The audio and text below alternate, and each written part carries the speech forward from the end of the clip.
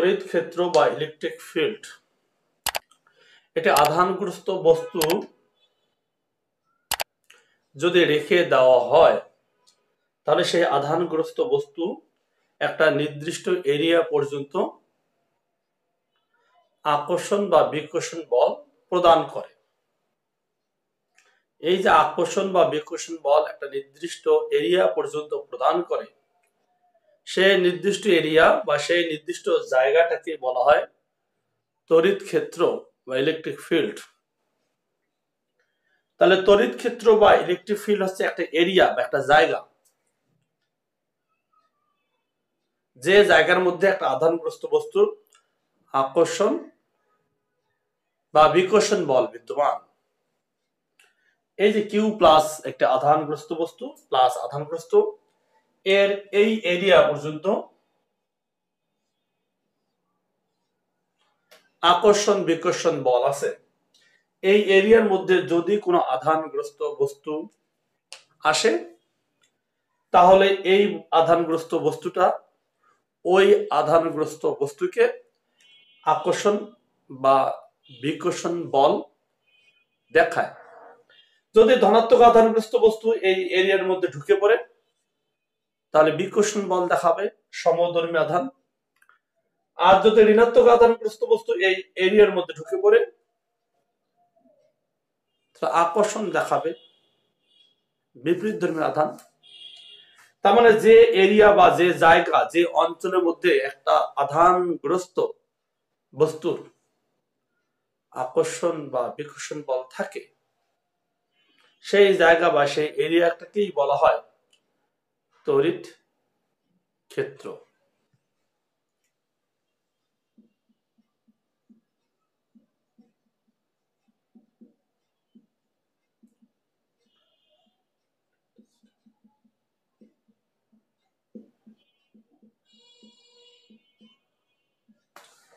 Electric field intensity, তীব্রতা, ক্ষমতা, প্রখরতা।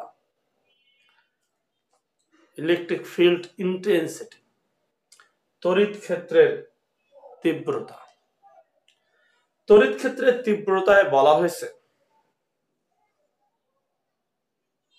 একটি আধানগ্রস্ত বস্তুর তড়িৎ ক্ষেত্রে, একটা আধানগ্রস্ত বস্তুর তড়িৎ ক্ষেত্র, এটা আধানগ্রস্ত বস্তুর তড়িৎ ক্ষেত্রে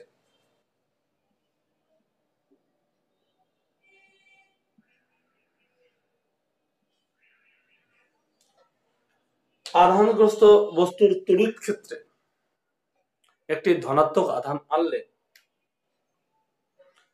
একক ধনাত্মক আধান আনলে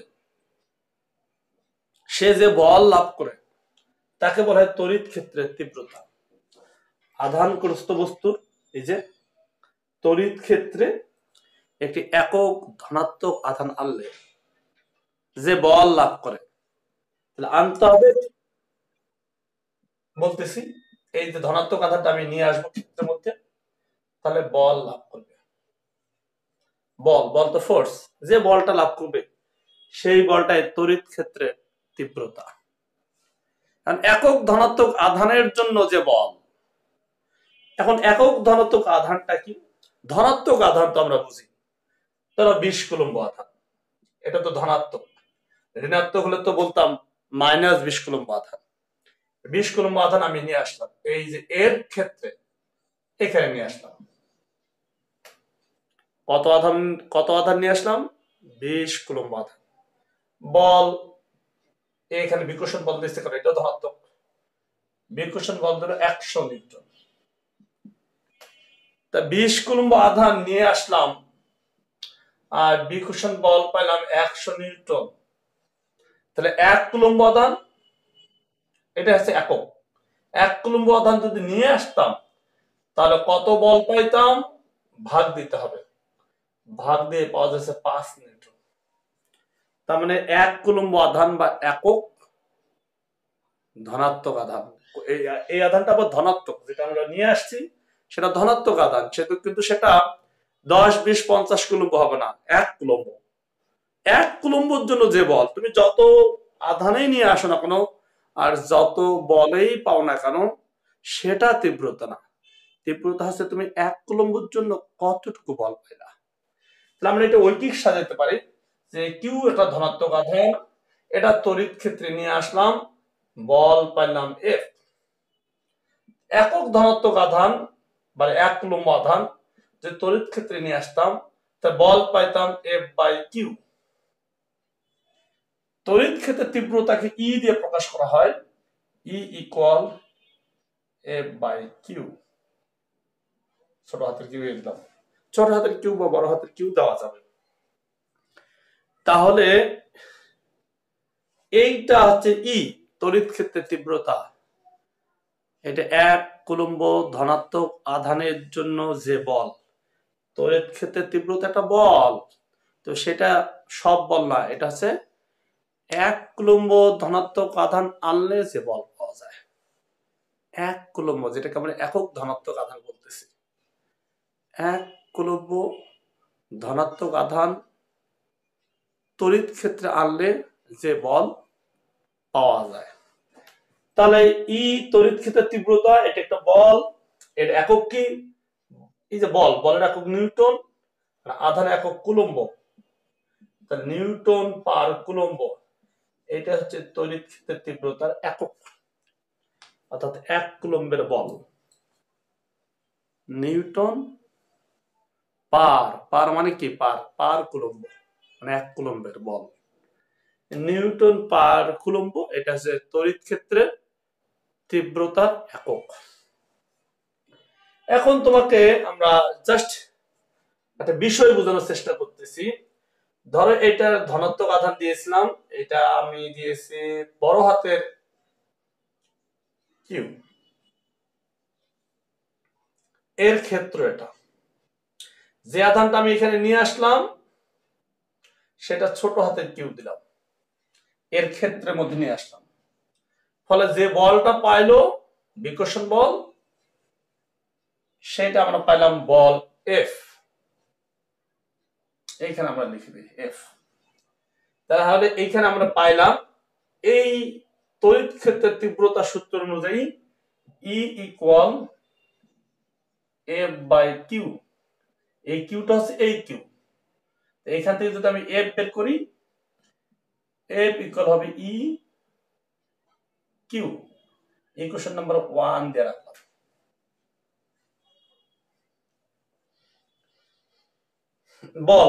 বল এফ ইকুয়াল ই কিউ। এখন যদি এই আধান যার ক্ষেত্র এটা, সেই আধান, আর যে আধানটা আমি বাইরে থেকে এই ক্ষেত্রের মধ্যে নিয়ে আসলাম এই কিউ, এর মধ্যবর্তী দূরত্ব যদি আর হয়, যদি মধ্যবর্তী দূরত্ব আর হয়, তাহলে এই আধান মধ্যবর্তী দূরত্ব দেওয়া আছে, তাহলে তো আমরা কুলম্বের সূত্র ব্যবহার করেও এই দুই আধানের মধ্যবর্তী বল বের করতে পারি। কুলম্বের সূত্র যেটা আমরা গতদিন পড়িয়েছি, যেহেতু দুটো আধান আছে, মধ্যবর্তী দূরত্ব দেওয়া আছে, কুলম্বের সূত্র ব্যবহার করেও বল বের করা সম্ভব। তাহলে আমরা এখানে কুলম্বের সূত্র ব্যবহার করি। কুলম্বের সূত্রতে ছিল এফ ইকুয়াল কে কিউ1 কিউ2। এখানে কিউ1 হচ্ছে কিউ আর কিউ2 হচ্ছে বড় হাতের q plus r square by r square. কুলম্বের সূত্রে তাই ছিল কে কিউ1 কিউ2 বাই আর স্কয়ার। তা কে কিউ1 কিউ2, এখানে কিউ1টা কিউ আর কিউ2টা বড় হাতের কিউ, আর মধ্যবর্তী দূরত্ব আর। এই যে বল পেলাম, এই বল আর এই বল তো একই, এটা ইকুয়েশন নাম্বার 2। আমরা 1 ও 2 থেকে বলতে পারি 1 ও 2 implies that এটা ইকুয়াল এটা, EQ equal KQ by KQ plus, আচ্ছা প্লাস না দিলেও হবে, এটা ধনাত্মক আধান বোঝানোর জন্য আমরা প্লাস দিয়েছিলাম, এটা বাদ দিলাম। আচ্ছা, তাহলে EQ by KQ Q by r square. উভয় দিক থেকে যদি আমরা এটা কেটে যায়, তাহলে তড়িৎ ক্ষেত্রের তীব্রতা ই ইকুয়াল আসে কে কিউ বাই আর স্কয়ার। এই হচ্ছে তড়িৎ ক্ষেত্রের তীব্রতা। তড়িৎ ক্ষেত্রের তীব্রতা নির্ণয়ের এটা গুরুত্বপূর্ণ একটা সূত্র পাইলাম। আরো একটা আছে তড়িৎ ক্ষেত্রের তীব্রতা, সেটা হচ্ছে এটা। তড়িৎ ক্ষেত্রের তীব্রতা নির্ণয়ের দুটি সূত্র আমরা পাইলাম, একটা E equal k q by r square, আর একটা হচ্ছে E equal F by q. দুটো সূত্র। কখন কোন সূত্র ইউজ করব অঙ্ক দেখে আমরা বুঝতে পারবো। তবে আধান এখানে দুটা, এই দুই আধানের মধ্যে এই আধানটা আছে এই সূত্রের মধ্যে, বাইরের আধানটা যে আধানটাকে আমরা ক্ষেত্রে নিয়ে এসেছি সেই আধানটা দেওয়া আছে এই সূত্রের মধ্যে। এই সূত্রের মধ্যে যে কিউটা আছে এটা কিন্তু বাইরে যেটা আধান নিয়ে এসেছে সেটা না, যার ক্ষেত্র সেই কিউ দেওয়া আছে। এই ব্যাপারটা মনে রাখতে হবে যে আমরা যদি এই সূত্র ব্যবহার করি তাহলে কোন কিউ বসাইতে হবে, এই সূত্র ব্যবহার করলে কোন কিউ বসাইতে হবে, এটা আইডিয়া থাকতে হবে, তাহলে তুমি অঙ্কগুলো করতে পারবা। তোমাদের বইয়ে 293 পৃষ্ঠায় বলছে 5 কুলম্ব চার্জের জন্য 10 মিটার দূরে ইলেকট্রিক ফিল্ড কত। যেখানে লেখা থাকবে ইলেকট্রিক ফিল্ড, তার মানে তোমাদের বুঝতে হবে সেটা ইলেকট্রিক ফিল্ড ইন্টেন্সিটি কথা বলা হয়েছে। বইয়ে এইটুকু একটা গ্যাপ আছে। বইয়ে ইলেকট্রিক ফিল্ড ইন্টেন্সিটি একেই বলা হয়েছে ইলেকট্রিক ফিল্ড। ইলেকট্রিক ফিল্ড বলতে ইলেকট্রিক ফিল্ড ইন্টেন্সিটিকে বোঝানো হয়েছে, তড়িৎ ক্ষেত্রের তীব্রতাকে বোঝানো হয়েছে। তাহলে তড়িৎ ক্ষেত্রের তীব্রতার এই মাত্র আমরা একটা সূত্র পড়ে আসলাম। এই উদাহরণ হচ্ছে 293 পৃষ্ঠার উদাহরণ যেটা দেওয়া আছে। আমাদের কুলম্ব ছিল 5 কুলম্ব, দূরত্ব আর ছিল 10 মিটার। আমাদের ইলেকট্রিক ফিল্ড ইন্টেন্সিটি বের করতে বলা হয়েছে। তা আমরা জানি ই ইকুয়াল দূরত্ব থাকলে কে কিউ বাই আর স্কয়ার, যে সূত্রটা আমরা একটু আগে বললাম। কে এর মান তো আমরা জানি, এটা কুলম্বের সূত্র আমরা পড়ে আসছি 9 × 10⁹ newton metre square per coulomb square. তাহলে কে এর মানটা আমরা এখানে বসিয়ে দেই, কিউ কিউ কিউ 5 কুলম্ব আর 10 মিটার 10 এর উপর স্কয়ার।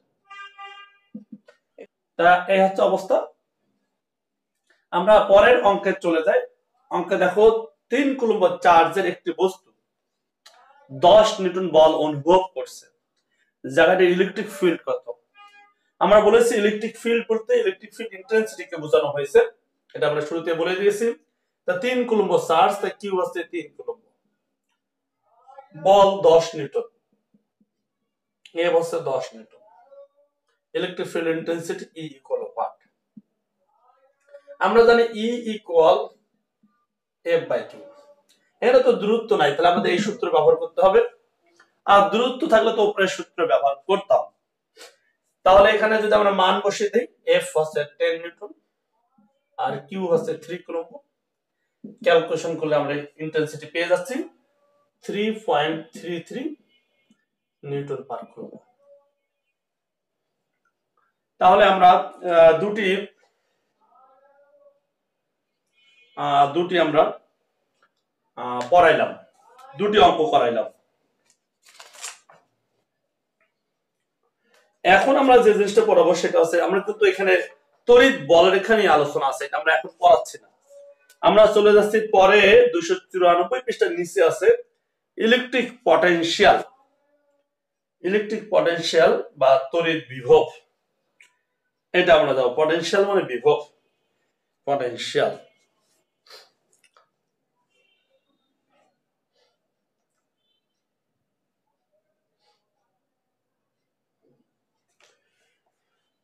তড়িৎ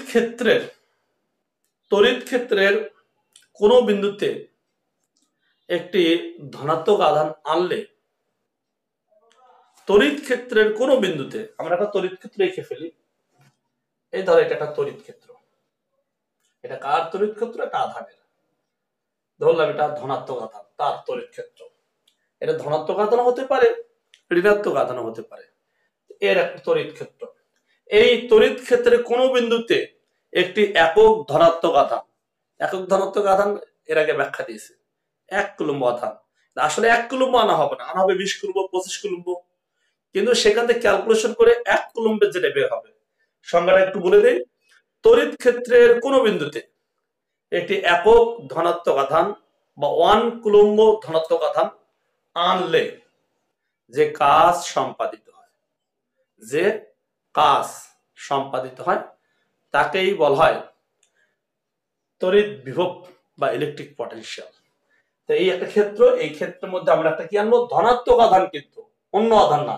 এটা যার ক্ষেত্রে হোক, ধনাত্মক আধানের ক্ষেত্রে হোক, ঋণাত্মক আধানের ক্ষেত্রে হোক, ডাজন্ট ম্যাটার, আমাকে যে আধানটা নিয়ে আসতে হবে সেটা ধনাত্মক আধান।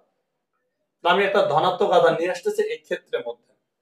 ধরো এইখানে আমি মনে রাখবো, এই ক্ষেত্রে ঠিক বাইরে এই জায়গাটা, এখানে তো এই আকর্ষণ বিকর্ষণ বল দেখাবো না, এই বাহিরটাকে বলা হয় অসীম।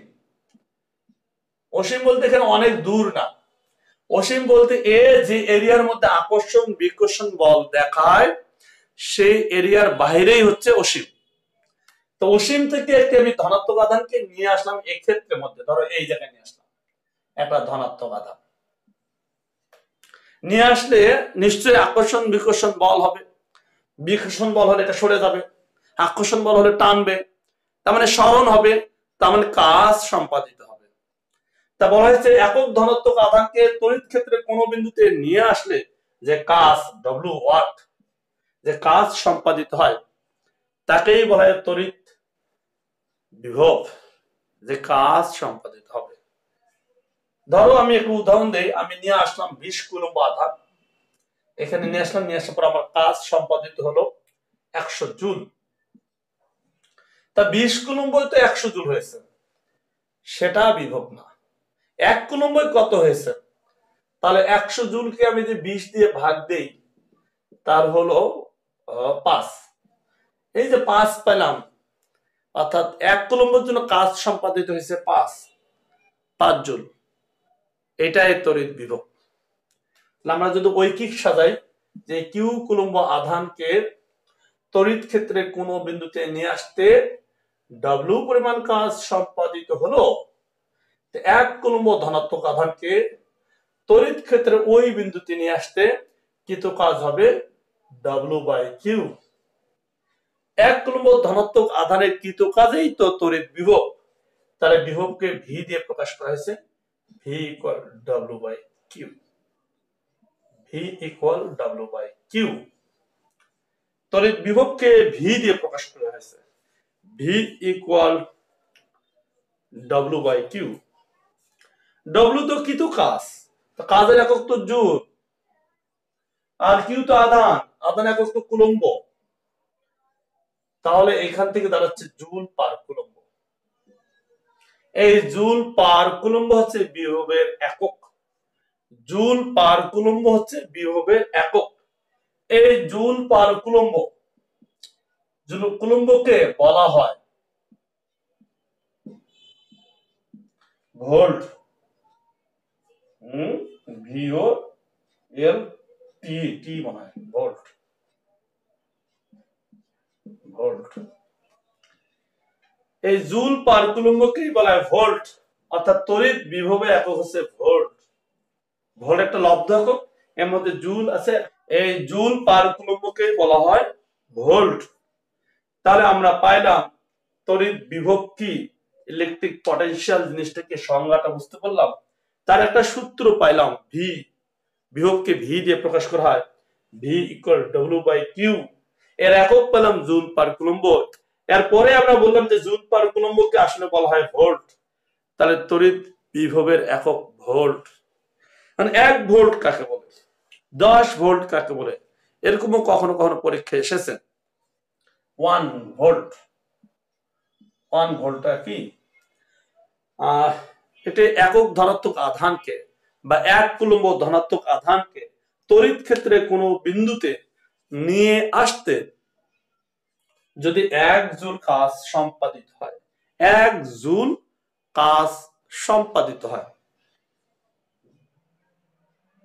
তাহলে যে বিভব পাওয়া যাবে তাকেই বলা হয়েছে 1 ভোল্ট।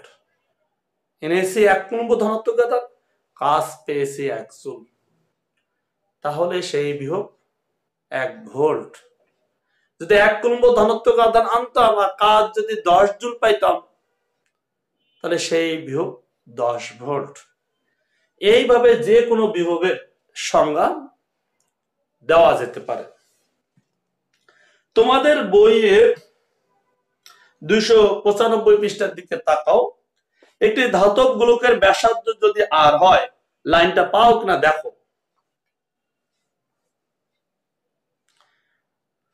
ধাতব গোলকের ব্যাসার্ধ যদি আর হয়, তারপর যদি চার্জ কিউ হয়, তাহলে potential V equal Q by C.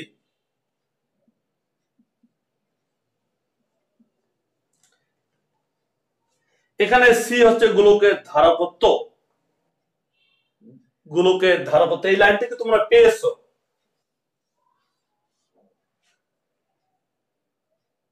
দুইশো 95 পৃষ্ঠা যদি বইটা থাকে, পাশে বইটা বের করে ফেলো, বের করে দেখো এই লাইনটা আছে। একটি ধাতব গোলকের ব্যাসার্ধ যদি আর হয়, তার উপর যদি কিউ চার্জ দেওয়া হয়, তাহলে পটেনশিয়াল বিভব হবে V equal Q by C. এটা শুধুমাত্র ধাতব গোলকের ক্ষেত্রে। এরপর বলা হয়েছে সি কি, কিউ তো আধান, ভি তো বিভব, সি কি, সি বলা হচ্ছে গোলকের ধারকত্ব। গোলাকার ধাতব গোলকের জন্য সি এর মান C equal R by K. C equal R by K. R হচ্ছে গোলকের ব্যাসার্ধ, কে হচ্ছে কুলম্বিক ধ্রুবক, 9 × 10⁹ newton per coulomb, newton metre square per coulomb square. এই দুটা সূত্র থেকে যদি আমরা অ্যাডজাস্ট করি, তাহলে ভি ইকুয়াল কি আসে, সির মানটাই, ধারকত্বের মানটা আমরা এখানে বসিয়ে দেই। তবে হ্যাঁ, ধারকত্ব জিনিসটা কি এটা কিন্তু আমরা এখনো পড়াই নাই। আমরা ধারকত্ব কিন্তু আমরা পড়াবো। সির মানটা এখানে আমরা বসিয়ে দিই। বসিয়ে দিলে কি দাঁড়াচ্ছে, কিউ থাকতেছে উপরে, সির মান আর বাই কে যদি এখানে বসাই দাও, উল্টে যাবে। উল্টে গেলে কেটা যাবে উপরে, কে কিউ বাই আর। এরকম একটা বিষয় দাঁড়াচ্ছে।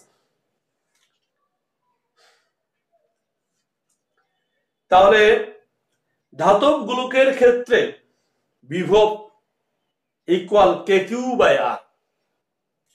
তোমাদের 295 পৃষ্ঠায় এই বিষয়টি আলোচিত হয়েছে। ঠিক তার নিচে দেখো কি বলা আছে, কাজে যদি R1 R2 ব্যাসার্ধের দুটি ধাতব গোলক থাকে, দুটি গোলকে সমান পরিমাণ চার্জ কিউ দেওয়া হয়, তাহলে যে গোলকের ব্যাসার্ধ কম সেখানে পটেনশিয়াল বা বিভব বেশি হবে, আর যে গোলকের ব্যাসার্ধ বেশি তার বিভব কম হবে। কারণ আমরা দেখতে পাচ্ছি বিভব হচ্ছে ব্যাসার্ধের ব্যস্তানুপাতিকে, নিচে ব্যাসার্ধ, তাই ব্যাসার্ধ বড় বিভব কম, ব্যাসার্ধ ছোট বিভব বেশি, যদি আধান একই থাকে। সেই কথাটা বলা হয়েছে। এখানে দুটি গোলক দিয়েছে, সমান আধান দেওয়া হয়েছে কিউ কিউ, কিন্তু একটার ব্যাসার্ধ বড়, একটার ব্যাসার্ধ ছোট। যার ব্যাসার্ধ ছোট তার বিভব বেশি, যার ব্যাসার্ধ বড় তার বিভব কম। এই কথাটা বলা হয়েছে।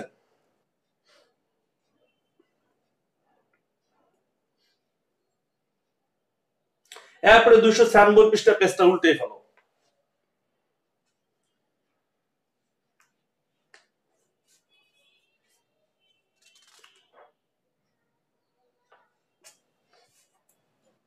তোমরা কি পেজটা উল্টিয়েছো? উল্টে এই জিনিসটা প্রতিপাদন করে নিয়ে আসছে ওরা, V equal k q by r. এটা আমরা যে প্রতিপাদন করেছিলাম বা দুইটা থেকে অ্যাডজাস্ট করেছিলাম, সেটা 296 পৃষ্ঠায় ওরা করে দিয়েছে।